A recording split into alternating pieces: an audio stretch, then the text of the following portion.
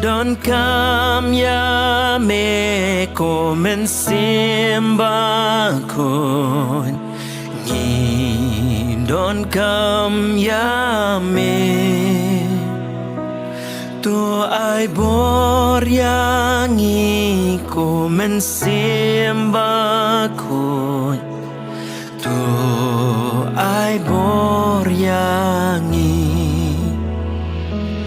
Ni don cambiame come sembra con Ni don cambiame Tu hika